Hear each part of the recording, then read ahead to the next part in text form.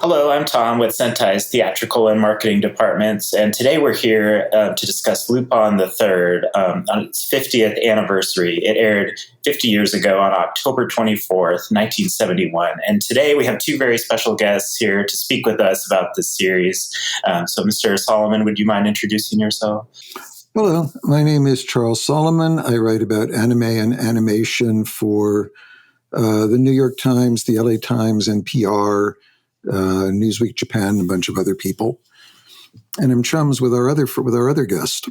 Mr. Kelts, would you mind introducing yourself? Not at all. My name is Roland Kelts. My full name is inherited from my Japanese grandfather.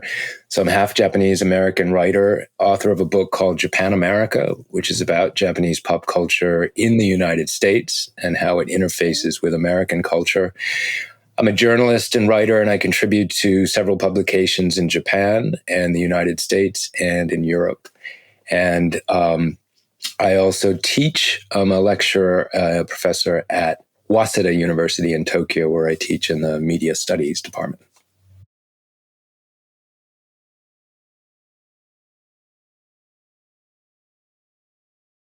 For me, it was the Castle of Cagliostro by Hayao Miyazaki. That came over fairly early in the introduction of anime to Japan. And Miyazaki's prestige, I think, has made that the introductory vehicle for a lot of American viewers. As Roland has pointed out, the character is much more ubiquitous in Japan, but here people meet him because it's a Miyazaki film, and it has, a kind of rip-roaring silliness and action combination, yet still Miyazaki moments in it. And it's such an entertaining film that I think it leads people to research the character and see what else he's been up to. Yeah, definitely. What about you, Mr. Kelts? What was your introduction? I lived in Japan as a child in the 1970s, staying with my grandparents, and the television was always on. So I saw Lupin on TV in the 1970s. I don't think I was old enough to really get what was going on, but I knew it was a kind of action adventure caper. And like so many things on Japanese television when I was a kid, it was just completely mesmerizing. I found Japanese TV much more interesting than American TV when I was a kid.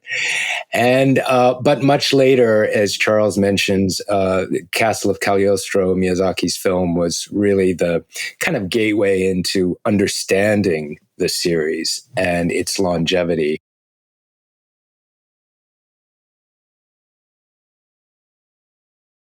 That film is so wonderful to watch and contains the seeds of so much of what would, come to fruition or come to bloom later in Miyazaki's career and other films. So it's wonderful. You can go back and watch Castle of Cagliostro again and again, and then you start exploring the TV series and all the other films. But as Charles just said, Lupin is inescapable in Japan. The iconic characters are featured on all kinds of advertisements, not just for the series or the films, but for all kinds of consumer products like gum and candy wrappers, and the posters are on subways and in train stations and everywhere you go. So you really you have to know what Lupin is if you live in Japan.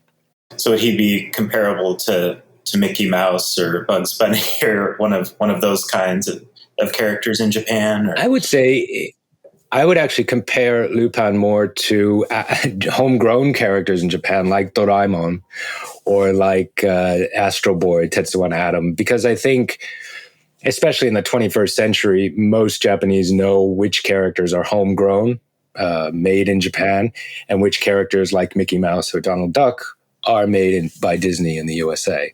So Lupin, I would say, people have a great affection for as a Japanese iconic anime character. Perhaps more the way Americans treat The Simpsons. Yeah. Okay. Yeah, that's kind of what I was getting at. Like domestically, what he would be comparable to. Oh, right. The Simpsons. Yeah, that sounds about right. That's good. And just the sheer longevity of the franchise. I mean, Monkey Punch's manga was, I think, debuted in 1967. So the character has been in Japanese lives for generations now. So, might even and with that longevity and that pedigree, maybe you could say, far predates The Simpsons in a sense in the Japanese psyche.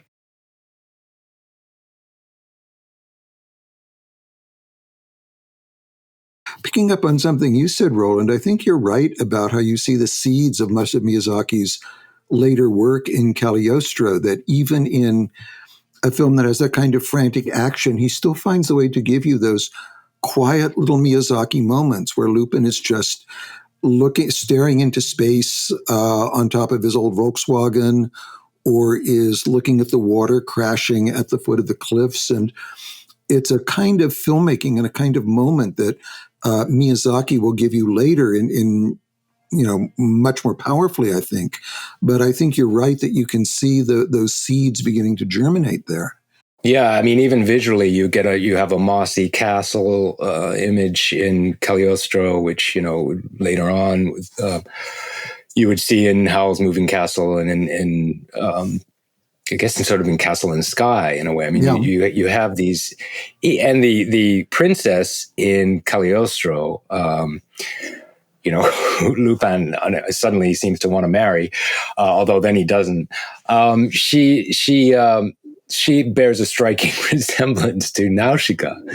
Mm-hmm. So there are a lot of, even visually, sort of these harbingers of things to come in Miyazaki's work. And I completely agree with you, Charles. Compared to the kind of zany, frenetic pacing of a lot of the TV episodes, Miyazaki spends a lot of time slowing things down and letting people think and ponder, and also just visually slowing things down so that we can appreciate the artwork, the aesthetic.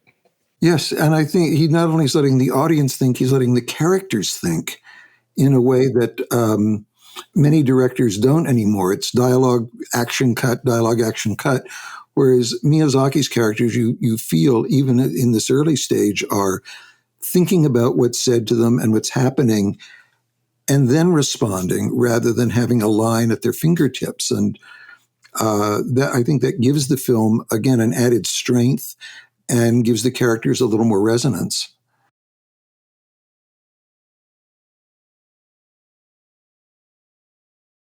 Well, he's a kind of a comic adventurer. I think if you want to find his ancestry, you have to look to things like maybe the Commedia dell'arte or Kyogen comedies, or even something like going all the way back to Roman comedies. He's a scamp. He's a rapscallion. He's an adventurer. But like Daffy Duck, he's also always the architect of his own defeat, because he has sort of an overscaled opinion of himself, and he starts to believe in that. And then he never gets the girls. Somehow the money vanishes. He can stay away from the inspector, but that doesn't require an extraordinary amount of intelligence. But it's always that he's ready for another caper, another piece of action, and you know that somehow something will backfire, and he'll end up on the run without the money yet again.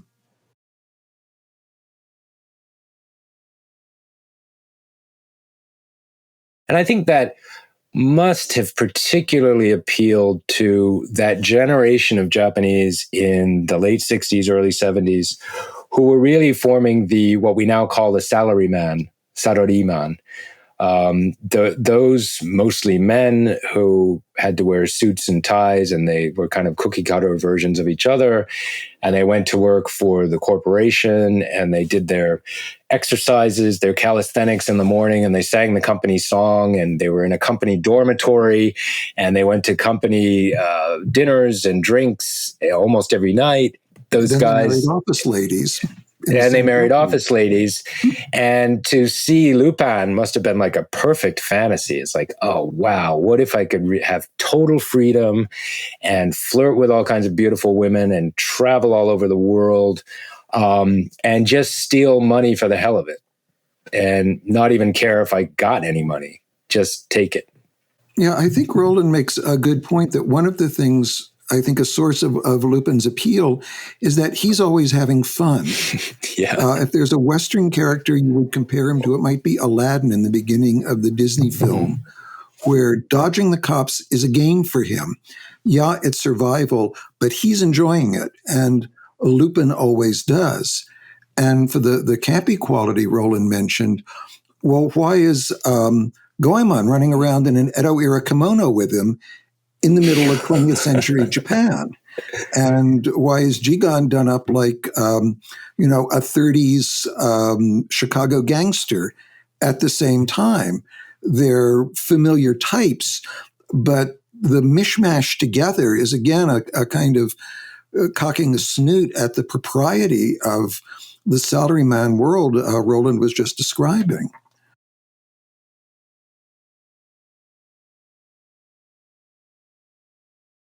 As an anime, it's been around for 50 years now. Do you think just that sense of fun and, just poking at society is some of the reasons it stayed around so long? If the Japanese really like an animated property, it can go on forever. Another example being One Piece, which I'm convinced is never going to end. I don't know that Lupin ever will either.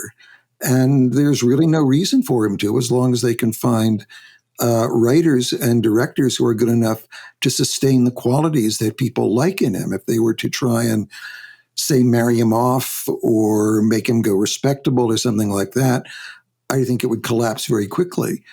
But if you can find the people to make films and TV adventures for him who can keep that outrageousness and rambunctiousness and sense of fun, why stop?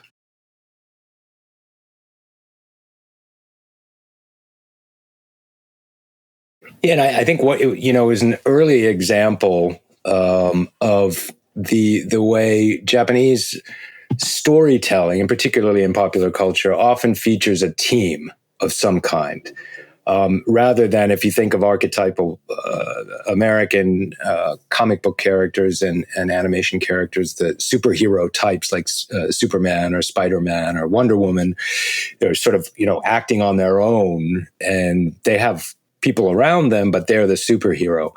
But you have in a very, very early manga this example of a team that has to kind of work together in some way. In the original Monkey Punch manga, they're not all in together all the time. And in fact, Monkey Punch mentioned that he didn't really think that was the best approach, but the anime often has them all together in each episode somehow, in some way.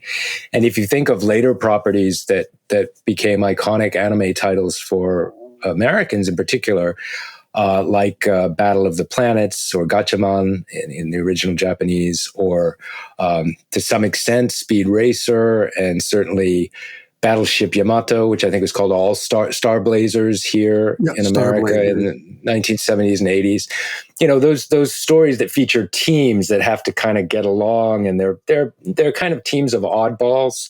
So Jigen, I was led to believe years ago that Jigen was based on Lee Marvin in Seven Samurai film. And of course, there's elements of Bond in James Bond 007 in the character of Lupin, although Lupin is altogether sillier and more self-deprecating and screws up more than Bond does. I think he's also more selfish, and also isn't Goemon kind of there's a historical Goemon who was kind of a Robin Hood figure.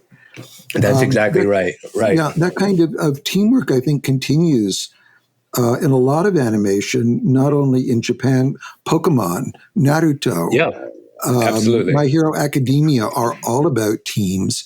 And I think you see something comparable in America, maybe in Scooby-Doo, where it's always a group. And, somebody may split off, and Goemon may have to shoot an arrow that splits a bullet in half and pins a message to the wall, just as Shaggy and Scoob may be off chasing down one clue, but they always come together. And it's always that group that ends up resolving the problem, even if that's the lead to the next problem. That's right. And I think, as you were mentioning those titles in Western pop culture and American pop culture, I was thinking, of course, of Star Wars, 1977, which Star Wars appears really 10 years after the Monkey Punch manga of Lupin, and the Lupin series started in 1971. So you're talking about almost a decade later, you have this show in American cinemas called Star Wars, which also features a team of kind of oddball characters, and they're kind of lumped together and they have to overcome stuff together with their, unique strengths and weaknesses combined in the story. So I think that's a really key element of Lupin and why the series has lasted so long. It's a great team of characters. If it were just Lupin, a superhero, I don't think it would have carried on so long. People really like the mix. Yeah, and within that mix, everyone has a favorite. So, right. I'm sure there are Jigen fans and Goemon fans and Lupin fans, and there are probably even Inspector Zenigata fans. Well, Zenigata is a really, really interesting feature of this team in Lupin, because Zenigata from the very beginning kind of struck me as almost a kind of literary figure, in the sense that he is in so many ways the doppelganger of Lupin. He's supposed to be the focused, organized. In Japanese, we say majime, which is, just completely by the book, by the rules and stuff. But in fact, as you see, if you watch the series, or even in Miyazaki's feature film, he actually will join forces with Lupin to get things done, to be pragmatic, and to work towards a common end. So it almost reminds me of sort of those quasi-detective figures in Nabokov, Vladimir Nabokov's fiction, like Lolita and Sebastian Knight, where the detective is actually kind of in cahoots with the thief. Yeah, I think there's also a little bit, Roland, of Les Miserables in there, and that that's right. has dedicated his entire life to the pursuit of Lupin.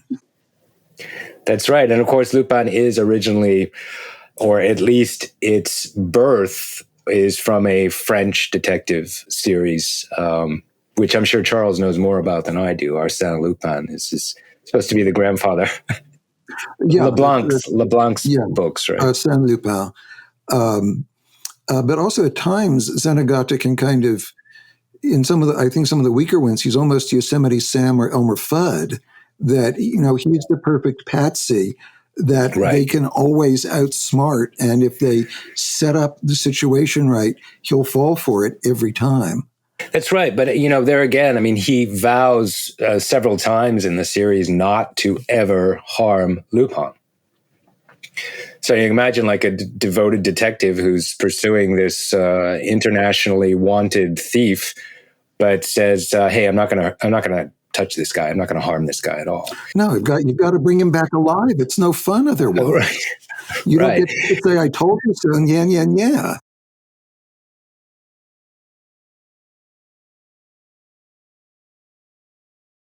Miyazaki himself has often, professed his love of Europe and European culture and European style and design. And I think there is that generation of artists, Monkey Punch generation, but also Miyazaki's generation, that really look to Europe in a way as a model of sophistication, humor, slyness, playfulness. And even though America, of course, had enormous influence on Japanese artists and Japanese pop culture in the post-war era, they kind of looked to Europe as this place where you could play around a bit more. And you didn't have to follow these, as Charles has written many, many times, the sort of, superheroes or slapstick was the American cartoon market, animation market. Yeah, I would agree, Roland. I think that goes back even earlier to like Meiji, where they were looking to Europe as well as the United States for cultural and political models. And I think they developed an admiration for some parts of European culture that continues. That there were people who could go to France, to Paris to research things, but have a wonderful time while they were there. And there was also so early the enormous appreciation of Japanese culture in Europe with the Impressionists and the Post-Impressionists, and how much the Japanese prints meant to them and the porcelains. And so I think they felt welcomed into that culture in a way that they may not have in others. And so, they began to explore it more and to appreciate it and to learn from it. Just as continuing this day, you have an artist like Takehiko Inoue, who's a mangaka and whose draftsmanship I'm just in awe of, who did a really interesting book on Barcelona and Gaudi and his architecture. So I think there's a cross-pollination that continues that you brought up. The manga artist Taiyo Matsumoto, who created Tekkon Kincrete and Sunny and Pong, he was a huge fan of Moebius, the French artist. So this, what's interesting is that also, obviously Cowboy Bebop, which is a title many Americans are familiar with now and is sort of a consecrated classic of anime now, took many elements from Lupin. And to my mind, Cowboy Bebop kind of infused them with an Americanism. And not exactly America, but the cowboys in the title, and you have a lot of American jazz and the soundtrack, and it's very kind of like almost like taking Lupin and saying, okay, let's stick it squarely in America. I'm not saying it's the same show, obviously, two very distinctive artists and creators, but Cowboy Bebop is clearly indebted to Lupin in the anime canon.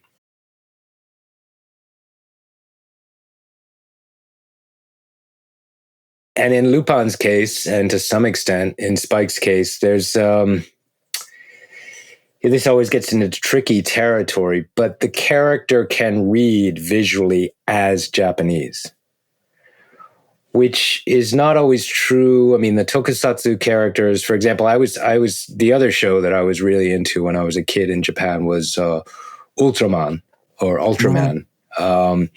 And that, of course, is not anime. That's tokusatsu. But it's also a series that started in the 1960s and is still with us. They're still producing new Ultraman series, and it's on Netflix, right? There's a CGI series from a couple of years ago, and there's a whole Ultraman franchise now in the United States that's about to go really, really big. So that's another series where the main character is an alien, obviously, or half alien creature. So, but I think if you look at Lupin and if you look at Spike, they have dark hair, they have quasi-Asiatic features on their faces, and I think for a lot of Japanese fans, they could read themselves into those characters in the way that they could never with Clark Kent, or even Luke Skywalker. Well, even jumping back to what you were talking about before, Roland, with some of the early series like Gatchaman and particularly Speed Racer, those characters look much more Hanna-Barbera than what we think of as anime design. Speed Racer looks a bit like Tony Curtis. Yes, and it was, deliberately so. Yeah, and I think it took a little while for the Japanese designers to find characters who looked and felt Japanese, but whom they could move. That the Hanna-Barbera based designs were built on sort of a proven system of circles and ovals, and you can animate this and we can move this. Whereas if you push things too angular or too sharply featured, think about the characters in Disney's Atlantis that are trying to play off Mike Mignola's look.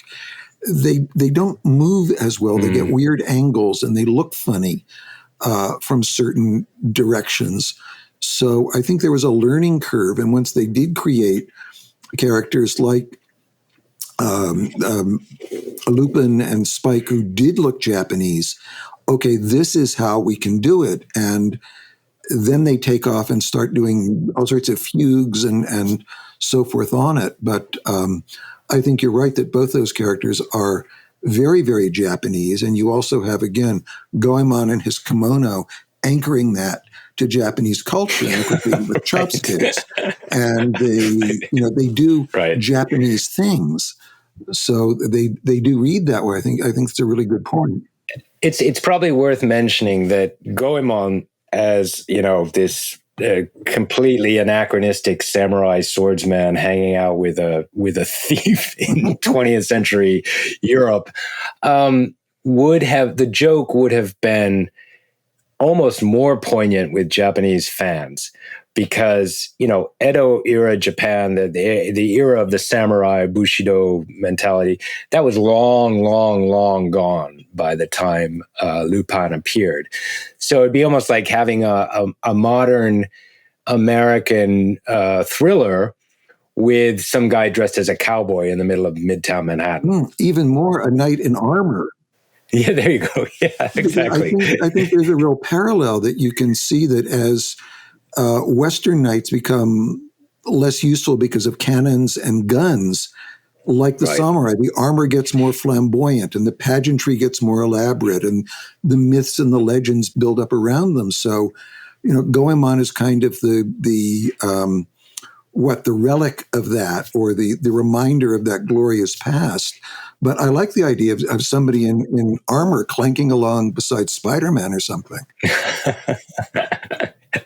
Yeah, I mean, that's the thing. It's a lot of fun, isn't it? I mean, yes, you have this guy with a katana, a samurai sword, in the middle of an adventure story in Europe where people have, machine guns. It's like, what the hell is this guy going to do with his sword? Like, why is he there? But the wink is the fun is the wink, right? The artist is winking at you. The characters are winking at you. It's, let's have a lot of fun with this. So even in Cagliostro, I was thinking, Charles, as you were talking, that scene in the clock, the big chase scene in the clock tower thing, it's very Charlie Chaplin, isn't it? I mean, it's so full of like modern times. Physically. Yeah, exactly.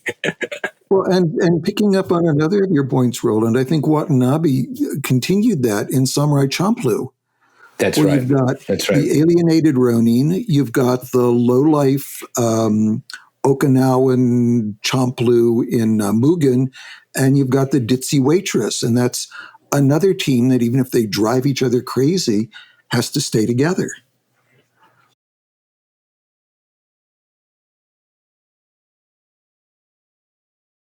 Lupin is interesting in this whole, in the broader picture of anime and how anime emerged in Japan after the war, and the directions it took and the sort of expansiveness it explored with very, very low budgets. Most of the stuff we're talking about was shot on, laughably low budgets compared to what you could do in America. Yeah, exactly. But I think one of the stories, and I wrote about this in Japan America, is that in a way, the Japanese animation industry looked at what the Americans did and said, right, we're going to one-up you. And the only way to one-up them with no money, one-up the Americans or over, was to do it with story and with humor and with wit and with a kind of smorgasbord of influences, taking this idea from Europe, taking this idea from America, taking this Japanese sensibility, and creating these series that, if they hit, they're just so much fun. That was the whole point. It was like to just make it, I think Monkey Punch said in an interview that Lupin never dreams because he lives his dreams. That's interesting, because that's what Plato said of the Atlanteans, that they lived in such splendor and such wealth that they never dreamed. But to your point about pushing things further, I think because in Japan manga was something that everybody read for so long, there wasn't the shibboleth that we got in America in the 60s and 70s that animation was just for kids because of Saturday Morning. And so if you want to have something about an outrageous womanizing crook, you can do that. I don't know if you could sell that on American, certainly not when it came out in Japan. You couldn't have sold it to American TV. Right. I'm not sure you could do it now. Or again, people have tried to do live action versions and build on the popularity of things like Ghost in the Shell and Speed Racer and even Heaven Help Us Dragon Ball. But the live action versions have all been disastrous. And all the fun that was original goes out of it. Yeah, one idea that entrances me is, Go Nagai, the mangaka Go Nagai created Devilman back in a roughly similar era when the sort of gekiga or adult style of Japanese manga was coming into the fore. And his original Devilman was really, really dark, and he told me once, he said, I wrote it because I was reading about the Vietnam War. And I just thought, this world is going down the toilet. It's horrible. And he made this manga series. And then in Japan, it was turned into an anime for kids. So they kind of, totally cleaned up Devilman, and Devilman was goofy and funny and corny, and they made this television series. But then more recently, I don't know, 3 or 4, 5 years ago, Netflix released a series called Devilman Crybaby, which was based on the original manga by Go Nagai, and was Yuasa was the director, Masaki Yuasa.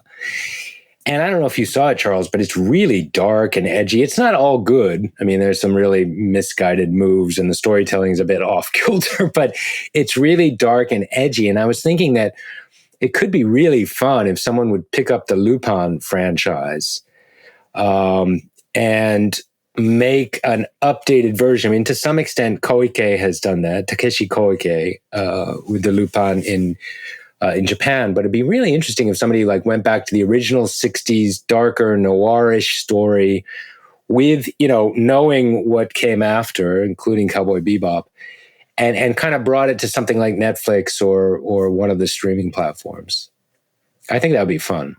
I would worry that it would get homogenized and too Americanized. But thinking of what you were saying about Devilman, that was also Berserk. That certainly got dark, and so did That's right. Attack on Titan. It's sort of humans is the equivalent of pretzel goldfish to be gulped down by the mouthful. That's one of the things, or even Death Note. So it's one of the things that makes Japanese animation so interesting, is that they will go to places Americans won't. That they'll be darker, and these days they'll often be sillier. When you look at something like Martian Successor Nadesico or Full Metal Panic Fumafu, they'll be just take no prisoners silly. But on the other hand, in something like Full Metal Alchemist, there's a darkness, but there's also a tremendous poignancy and a humanity to the plight of these characters and their emotions. And I get impatient with some American films and saying, well, why can't we have something that is not necessarily darker, but has the kind of depth of the bond between the Elbrick brothers and the suffering that you feel and their concern for each other? And in Shinkai's Your Name, a wonderful film that deals with contemporary problems, or Hosoda's Mirai. I don't know of anything American that's dealt with sibling rivalry that way, or with the wonderful things he did of the links between the cyber world and the real world in Summer Wars. That's a masterpiece. I think Summer Wars. I don't think there's any better film about the internet around. No, I agree, and I think it kind of eclipses both the Wreck-It Ralph films and Ready Player One. Yeah. That he ties together the real and cyber worlds in ways that no one else has, and you feel, if I do this to my computer, this will happen, and if the love machine inside the computer pushes over all those panels, it is going to screw up the train system in Japan, in the country, and there's that interconnectedness that I don't think the other filmmakers have achieved.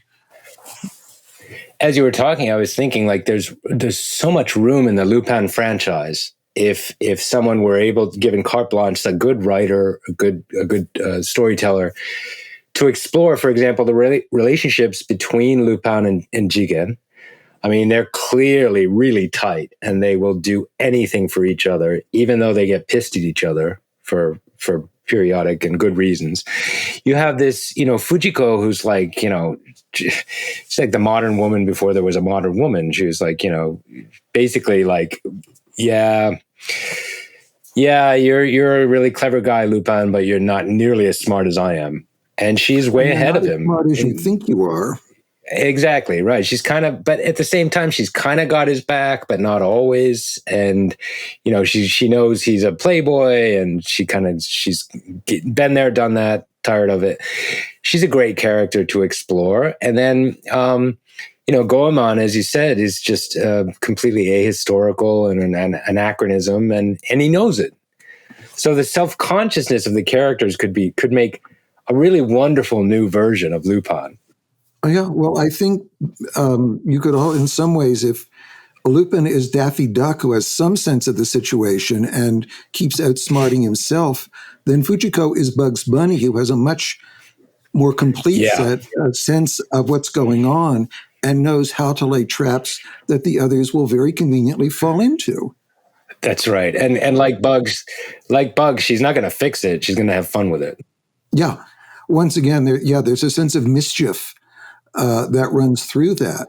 And what brought Lupin and Jigen together? And what keeps them together?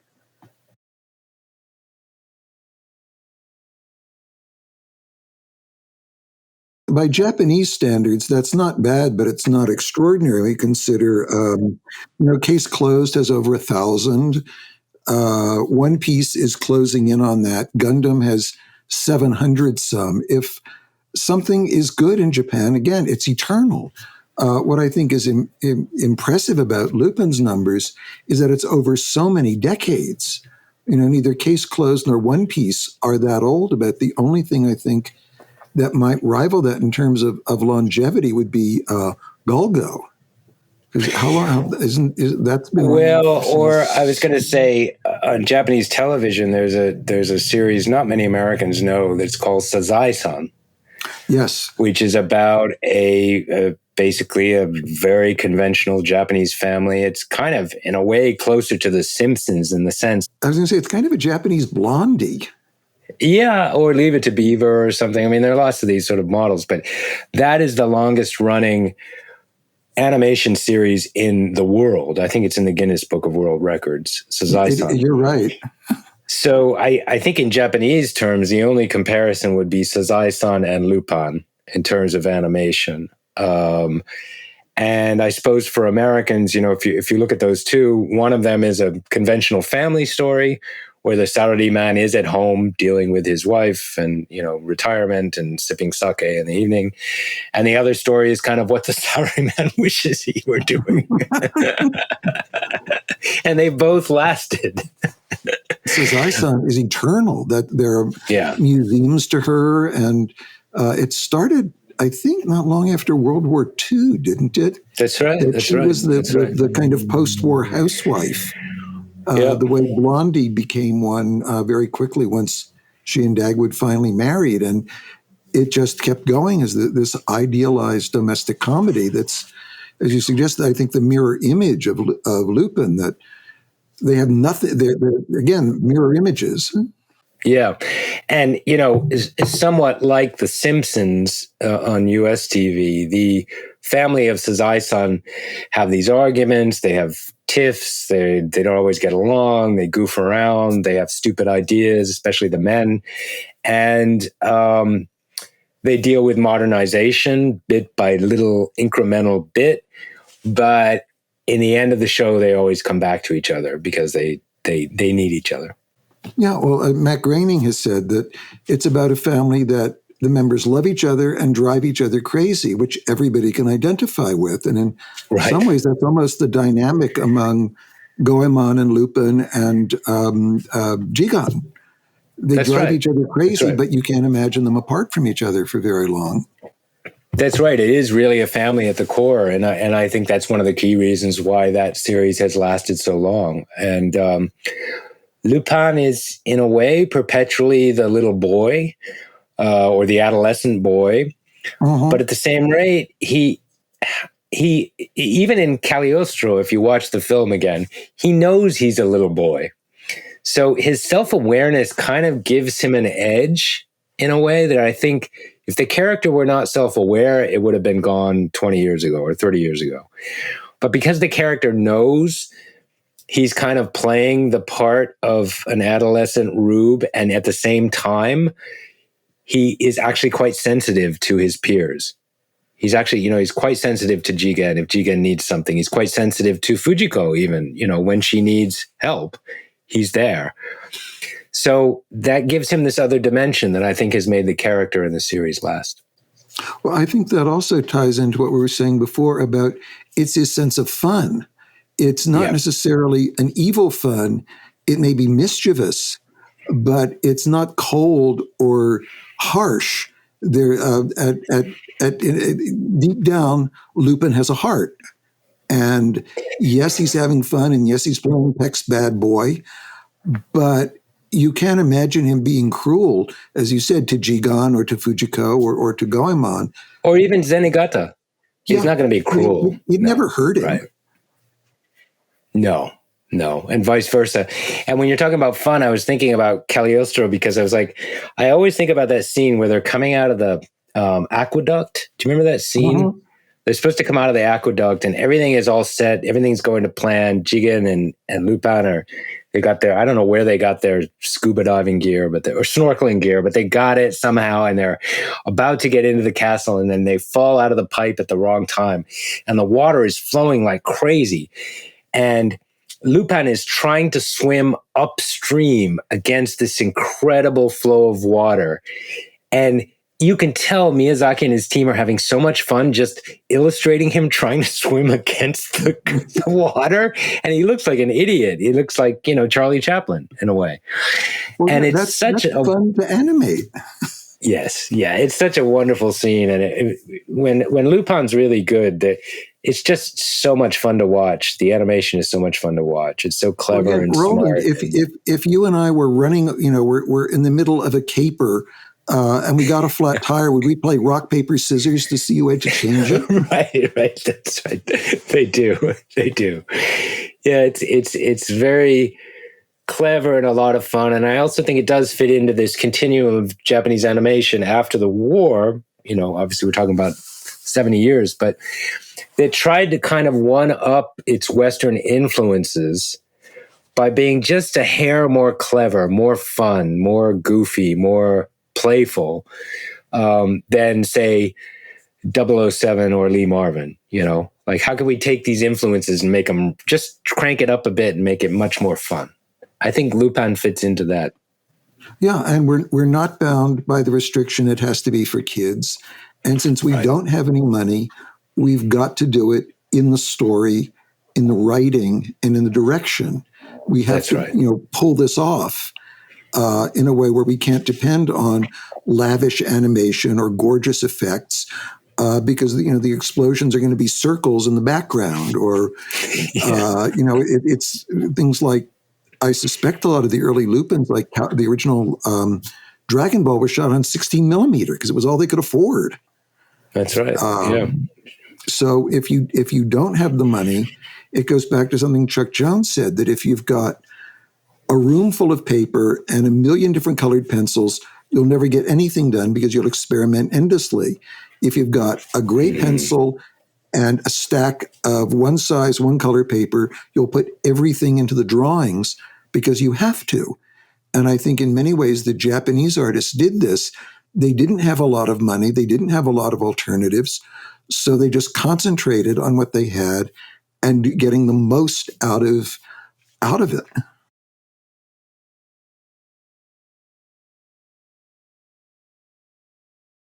So the storytelling, the new series, the new Lupin series that's coming out next month has got Mamoru Oshii Mamoru, the creator of Ghost in the Shell. They've got Tsuji Masaki, who worked on Astro Boy and Doraemon, writing scripts. So obviously they've got this older generation of screenwriters trying to try their hand at Lupin. I don't think the franchise is going to suffer at all in any of its next iterations.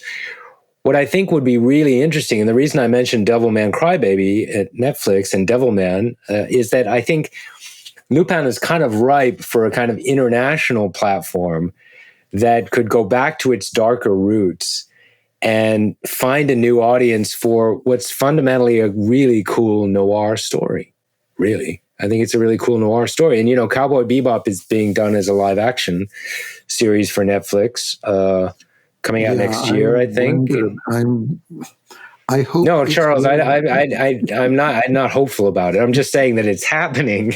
Yeah, So therefore, I think Lupin is kind of ripe for someone to take the reins and do something really fun with it. I agree with that. I just don't see any reason to do it live action. Is Cowboy Bebop, the first time I saw the first episode was at a festival, and they had to have someone in Japanese stand by the monitor I was watching and explain the dialogue to me because it hadn't even been subbed yet.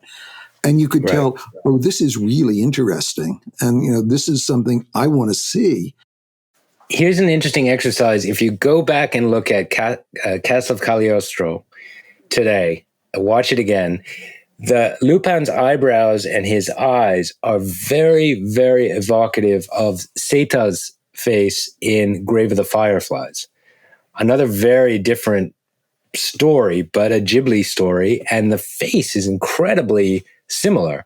It has a similar kind of simplicity, but also powerful emotion around the eyes, which if you've seen Grave of the Fireflies, you know that Seita is just such an evocative figure, partly because of the simplicity, the 2D illustration and the eyes and his eyebrows. And that's there in Lupin in Cagliostro. And if you look at the princess in Cagliostro, you'll see Nausicaa. Well, it's amazing. I also think that simplicity is very often what animation does best. What's simpler than Felix the Cat or Mickey Mouse? But in the hands of the right artist, they can express any emotion and make you feel it. And I mean, I walked into Grave of the Fireflies not knowing what it was at Annecy one year, and I came out looking like I'd walked through a lawn sprinkler. I was so tear-stained. And you don't need something more lavish. You could do a new Lupin on a small budget if you did it right and really paid attention to the kind of takes and exaggerations the early artists did and preserved those. It would still be Lupin. Well, that's why I mentioned Devilman Crybaby from Netflix a few years ago, because I think it'd be. I don't think it's a perfect project, but I think it would be interesting to take Lupin and look at the early noir, darker versions of the character and just do it in 2D anime with a modern director and screenwriters and do a series on, like I said, like on Netflix or something where, I met Nagai-san in Los Angeles, and he was like, the only reason I'm here is because Netflix revived my old manga. So that could happen with Lupin. You know what I mean? I mean, you could go back to that. They don't need more audience in Japan, but it'd be interesting if Americans got into it and realized how much fun it is.